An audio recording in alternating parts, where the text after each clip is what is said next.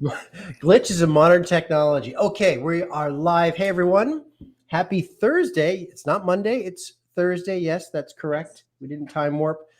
Conversations on Vitality, Ariel Jarvis, James Hello. Gardner, as always. And we're going to have a conversation today, piggybacking off of last week. So, last week, gang, we talked about PMS. We talked about 4 different types of PMS triggers, uh, remedies, herbal remedies, plant-based medicine, diet, stress, nutrition, everything. If you haven't watched it, for females out there, and maybe the males too, to understand your partners, definitely head on over to either our YouTube channel or our Facebook page. It's there. Highly recommend it. Now, Ariel, what we're going to do today, as promised last week at the end of that video, was let's go to the other end and let's look and have a conversation at menopause. hmm Mm. hmm So let's dive in. I know there's kind of two main stages. I know we're going to look at cause effect, some remedies, and some things that we can do to help. So take us through this. hmm So first of all, um, we don't just, as women, we don't just jump into menopause. We start off going through something called perimenopause. So when the female body starts to make this transition, it is 12 months of symptoms. So basically, perimenopause is all of um, the changes that are occurring, not just on a physical level, but on a thermogenetic level. Okay. So it's going to affect your temperature. It's going to affect your thyroid. It's going to affect your adrenals. It's going to affect your hypothalamus, your pituitary, your pineal gland. It's going to affect your ovaries. So you'll still have a period, you'll still have menstruation, but you'll have all the fun symptoms that go along with perimenopause. So that would include like the hot flashes, the night Mm. sweats, vaginal dryness, heart palpitations, depression, moodiness, tender breasts, things like that. And so when you're going through these transitions, by the time you've reached out of perimenopause, you will now have not bled for 12 months. And then that tells you that you're now reached into menopause. Menopause is called the dry spell. So, no menstrual bleeding for 12 months, but you still have all the symptomology. So, it's super fun. Essentially, what's happening is your ovaries are actually the female hormones in the ovaries start to decrease. So, your estrogen, when you are just a regular fertile woman, they're quite high. And then as you go through perimenopause, they start to slowly drop to more of like a balanced level. And when you're in menopause, they're at more of a balanced level. So they're low, but they're not like way down there. Whereas progesterone goes significantly drops to the point where it's almost inconclusive. It's almost non-existent. And so what happens is when we go through this transition, physiologically, we start to notice that we start to get a little pooch, a little belly, right? That starts to come in because the estrogen levels are dropping. We also start to notice that we hold more water in our lower abdomen, thighs, and glutes. And we'll also start to notice the symptomology. So, to combat this, we're going to kind of support you during this transition. So, number one is taking probiotics. You have to, what people don't realize is your ovaries and your adrenals are all in your lower cavity of your abdominal section. So if you have dysbiosis or you have an imbalance in your gut microbes, which is called dysbiosis, then essentially what happens is they poop, they pee, they throw off the pH. Those toxins are going to amplify your symptoms. So taking probiotics, and you don't take one a day, you take 3 a day, and then making sure that you are consuming B5. um, we always encourage people to take a B complex because that's going to support your adrenal system so that you don't go through burnout. But you also want to be mindful about taking B5 in specific, which will help you with the moodiness. So, B5 will help with the neurotransmitters in the gut, in the brain, so that you can produce more dopamines, you Mm. produce more happy endorphins, and that will counteract with the moodiness. Taking tyrosine and ginseng is also incredible for prevention of burnout and supporting heart health and adrenal fatigue. Some women do need iron, so taking iron in the form of a pill is not always necessary. Because it doesn't get absorbed very well when it's in a tablet form. So liquid is better, or a food source is better. My favorite is organic baking cocoa. That has been my recipe. I have a stem cell drink that I consume every morning, and I put organic baking cocoa in it. And what that actually does is when it's in its liquid form and you take it on an empty stomach, iron is absorbed through the stomach wall. And so when you have a healthy gut lining and you have healthy hydrochloric acid and pepsin production, you can then in turn absorb the iron, but you can only absorb so much per day. So you don't want to overload yourself because it's kind of useless, and you don't want to take it in tablet form. So liquid is always better. You can also take 1 shot of red beet juice every day and spinach. And then making sure that you're taking care of the 4 pillars when it comes to obviously your water, your sleep, your nutrition, and your exercise. So as we get older, when we are going through perimenopause and menopause, you have to take better care of your body because of the wear and tear. Your body's been through a lot, right? So the average woman, when she goes through perimenopause and menopause, she's 51 or above. That's half your life. You've been through some stuff. So you need to be mindful, and you need to take the time, and you need to do more self-love. You've already taken care of your family. You've already had your, all the other things that you've taken care of. You actually need to be a little bit selfish, and you need to take better care of yourself. Get your sleep. Be mindful about your toxins. Be mindful about your diet. Be mindful about your colon health. Be mindful about putting everything back for your adrenals. And trust me, your symptoms for perimenopause and menopause, you can actually live symptom free. That's what I wanted to ask, because we talked about this last week with PMS specifically, that in reality there should just be a standard type of PMS. Yep. Right. Now, is it the same for menopause and perimenopause? In other words, it should be kind of, this is para, tick tick tick, and this is menopause, tick Correct. tick tick. Yeah. Yes, in a favorable environment, as nature expected us, that's how it should have been. It should have been just like the animal kingdom, right?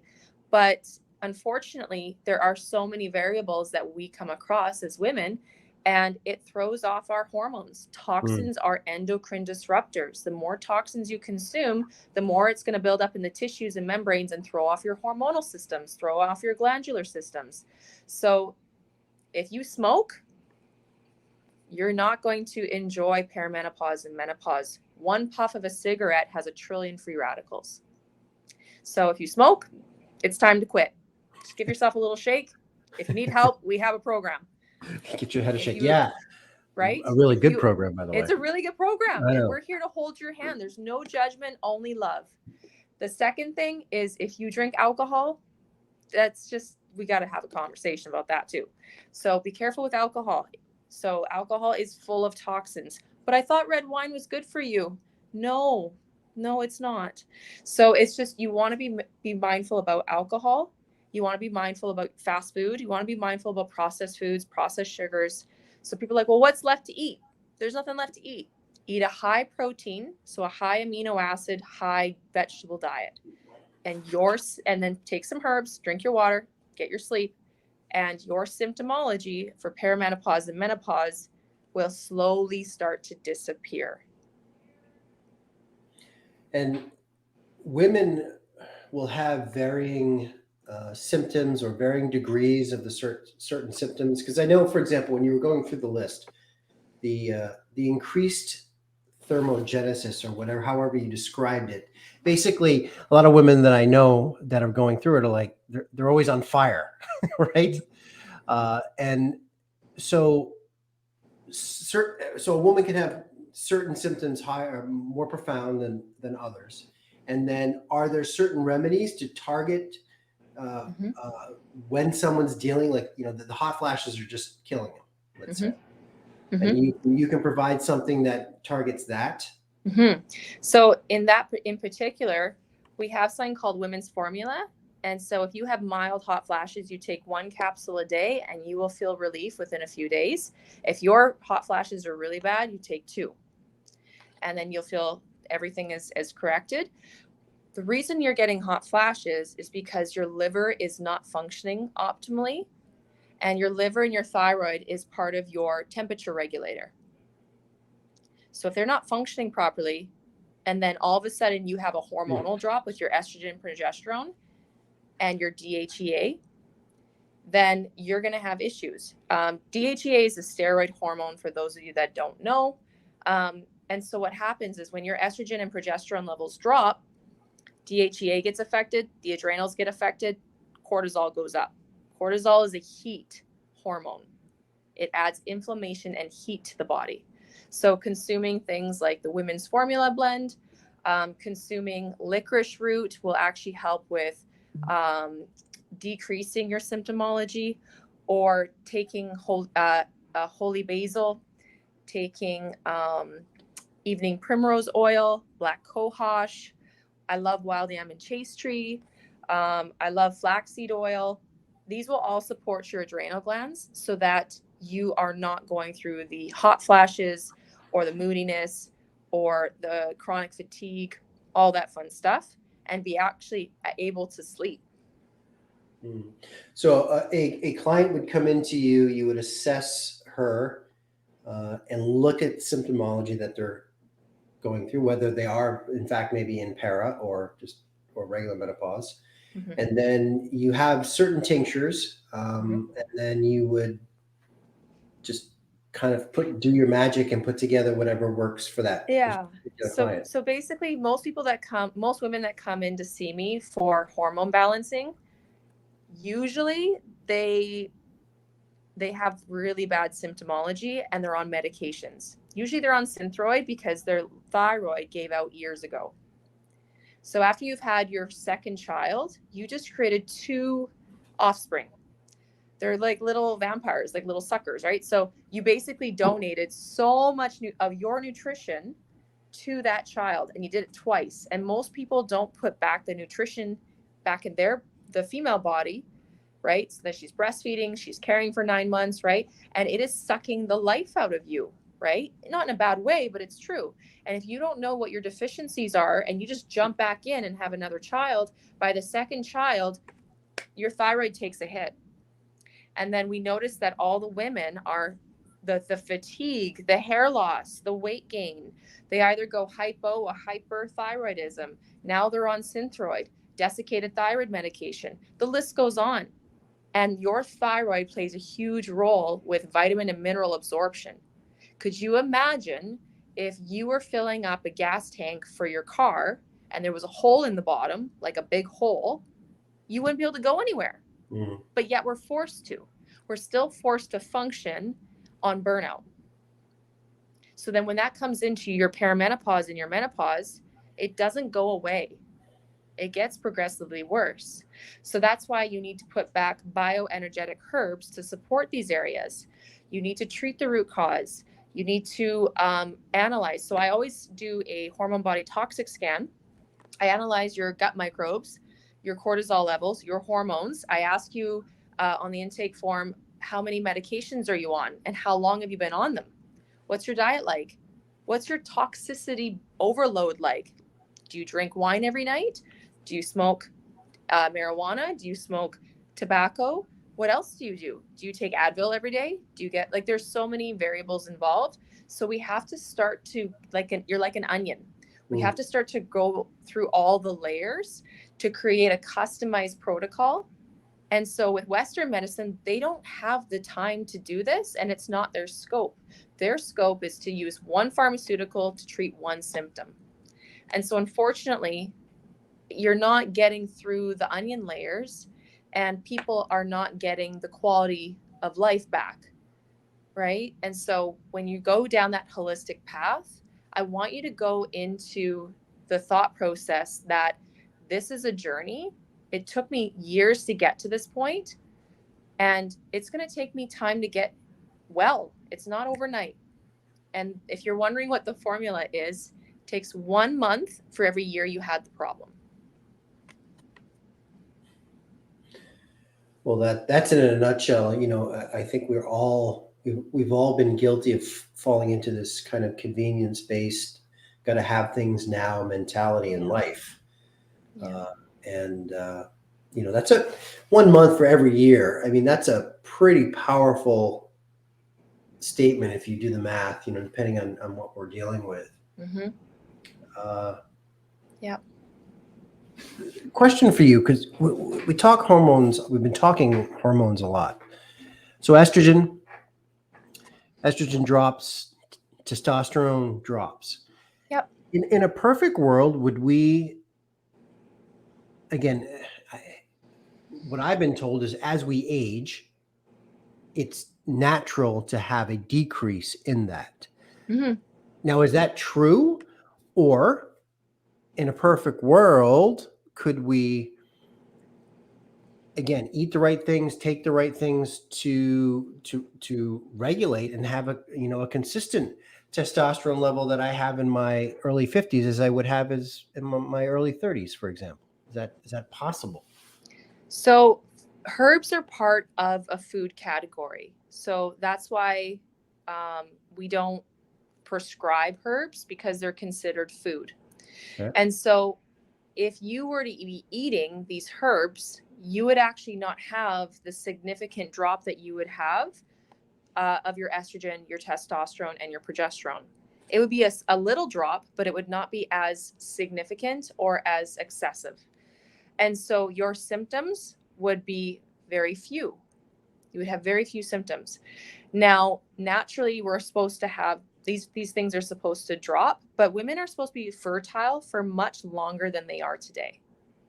So, fertility should not be, in like between 35 and 45. B, the symptoms of perimenopause and menopause, that should not be a thing. It should just be you're not bleeding for 12 months and then that's it. And then you just don't produce progesterone anymore.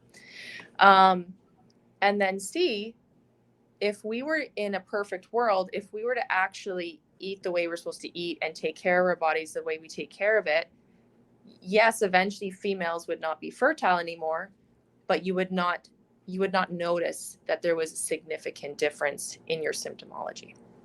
It would be so gradual because it would be over a longer period of time. And so if you were to counteract that with the herbs, the food, if you will, plant food, would then like let's say someone right before they go into perimenopause, okay, would that recalibrate so then it would delay the onset of that You can happening? do that. Yeah, there's potential there. Every body's different, but there is Really? research and potential there. Huh. It's fascinating because And it's that's why interesting. some women, when they take care of themselves, they can have babies much later in life, Mm. right? And We hear about that, yeah. and there is science as well. We have advanced science now. So we have something called HRT, which is hormone therapy. And so you can actually hormone replacement therapy. And so basically, scientists have discovered that you can get injections and you can do hormone manipulations to slow down the process. You can do vitro, you can do all kinds of stuff to still have a successful pregnancy, even in your 40s and 50s, right? Celebrities are doing it all the time. It just costs money. But the science is there. Now, why are they able to do that? It's because they're able to support the nutritional foundation on a molecular level of the adrenals, of the ovaries, of the reproductive system, of the thyroid, of the hypothalamus, the pituitary, the pineal, everything involved, and making sure that the liver's functioning properly, right? So usually people that go down a path like this, they're already self-aware of their diet. They're self-aware of their water. They're self-aware of their stress management. They're self-aware of their toxic load. They have found that life fun balance where they can enjoy the quality, enjoy life, but still have a good quality of life. And their body isn't burdened by the enormous amount of toxins that they're consuming every day. Love that. Uh, one final question I have for you that just landed for me. Um, I'm gonna try to word this because I just had this download. So, so a woman that goes through menopause, and the symptomology is varying depending on their condition. Okay, uh, when they get through that, okay, like being in a storm, when you get through the storm on the ocean, on the other side of that is this, okay, like life beyond menopause or life beyond the symptomology. Will that be a standard that would be the same as whether as opposed to them coming in to see you, getting treated during the para and during the symptomology, maybe to minimize some of it, to regulate. And so when they come out of that um, situation, because it's the same, that condition, what is that level? Like, what would be the difference between their life beyond menopause, seeing you and following your protocols, let's say, versus someone just toughening it and going through the day to day and getting to that point? I think that they would honestly look a little bit more weathered. So they would be a little bit more drained, a little bit. So if someone didn't come see me and they just kind of toughed it out, Yeah. you're going through all of these symptoms at such a high frequency that you don't have to.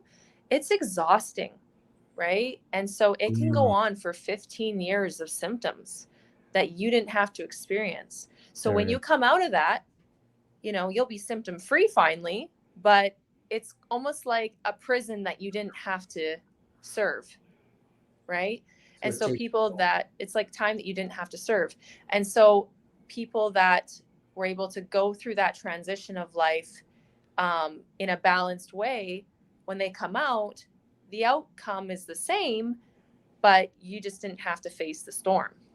You get to bypass it, kind of skip that part, you know? Okay, well there it is. I mean, that's a huge thing, right? And so, and you use the term 15 years, for example. Mm-hmm. What do we look at? Like, you said the para takes 12 months, Yep. and then what?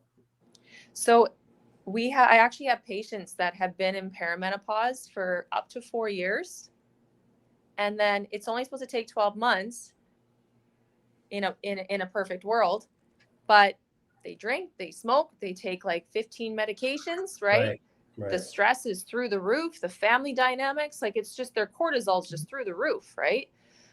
They don't sleep well. So it just depends on how well you take care of your body, your mind, your spirit, your soul, all of that. The love you have for yourself, right? The way you speak to yourself. And then also the nutrition and everything, right? So then we have, fast forward into menopause, and then they've been in menopause and they're just suffering, you know? Mhm. And then I have some patients who the perimenopause was beautiful. They just lost their period, and then they went into menopause, and that was it. Hmm. Like no symptoms. They didn't even know what people were talking about. And I Yeah. hear that so often. They're like, I was waiting for this big dramatic like thing, but I did everything you said and I felt fine. I had no issues. I've actually had a few sisters come in. One sister, she wanted to do the program, and the other sister didn't want to. And the sister that didn't want to, she suffered the whole time. And the other sister, they were twins, and the other sister, totally fine. Look at that, huh? They were So twins. Did you it's say they were twins? they were twins. Oh Yeah. wow, So it's wow. really interesting. Yeah. And we know time. I mean, we know time. We know age. It can vary Yeah. for women, right? We Mm-hmm. know that. So someone that maybe quite hasn't stepped into para menopause yet. Mm-hmm. If what are maybe some itchy toe syndrome stuff that they may be like, oh, okay, because it might happen for a 46-year-old versus someone who's 52, Mm-hmm. right? So what are some kind of quick little Um, tidbits? yeah. So some of the quick symptoms you'll notice is like fertility goes down, energy starts to go down, metabolism can start to go down. So you start to pack on a little bit. Weight, energy. So energy, weight. Energy, weight, yeah. Okay. Fertility. And then all of a sudden you start entering into perimenopause and your period will lighten. So you're supposed to have a lighter period because eventually you're going to dry up.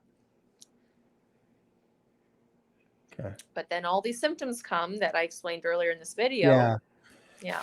Yeah. So, okay. So when would be the optimum time for someone to, besides now, when would be the optimum time though for someone on that journey to reach out to you at the Whenever first they're sign ready. of It's whenever whenever they're ready, honestly, because usually, usually if you, when you're ready, you need to take care of gut health. You need to take care of all the organs. It's not like, oh, I'm just going to wait until this specific thing happens. Yeah. Okay.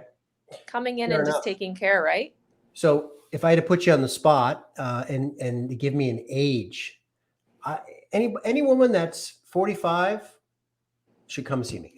Like, is there a certain age that you feel would be the great doorway for this? I would, for this specifically, I would say anyone after 35. Wow. Yeah. Wow. Because you can start going into perimenopause at 35.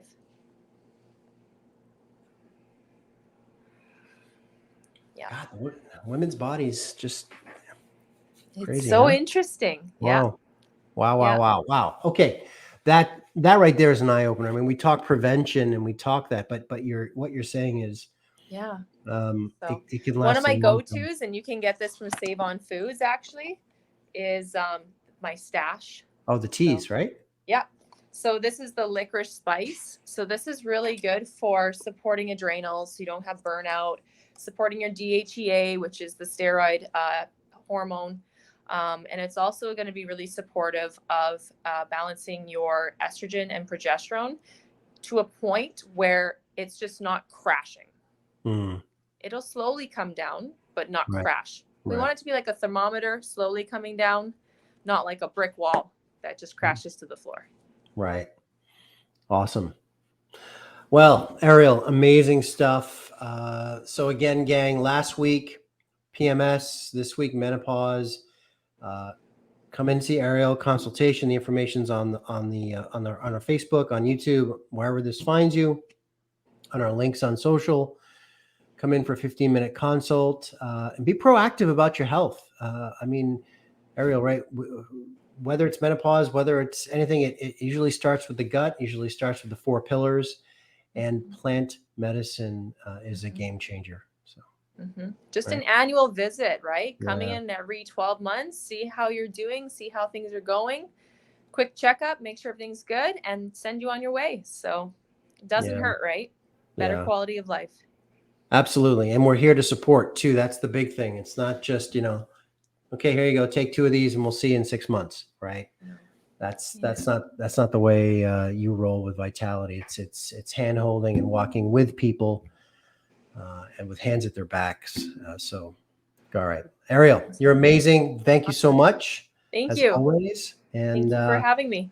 Yeah, we'll see everybody next week. We'll come back with another topic. Actually, I got a list right here. Ariel and I have a go-to list of topics, so stay tuned on that one. All right, cheers, everybody. Okay.